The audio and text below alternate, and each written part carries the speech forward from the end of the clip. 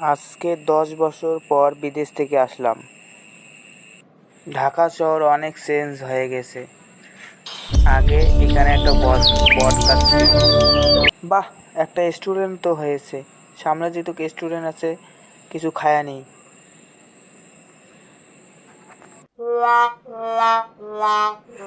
আরে কে এটা? প্রান্ত।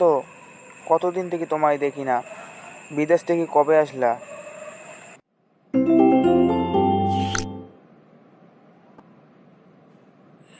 আজকেই আসলাম। তোমরা তো ভুলেই গেছো। না, ভুলে যাইনি, সব সময় তোমার কথা মনে ছিল আমার। আগে চল রেস্টুরেন্টে যাই, কিছু খেতে খেতে কথা বলি আমরা।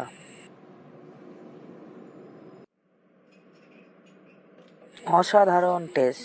আজ 10 বছর ধরে এই মাছ আর এই ভাতের যে টেস্ট আমি সব ভুলে গিয়েছি।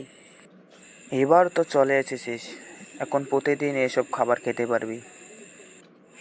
আর কি বিদেশে যাবি না দেশেই থাকার চিন্তা ভাবনা করতেছিস? না বন্ধু, আর বিদেশে যাব না, দেশেই থাকে যাব। নিজের পছন্দ মতো একটা ব্যবসা করব।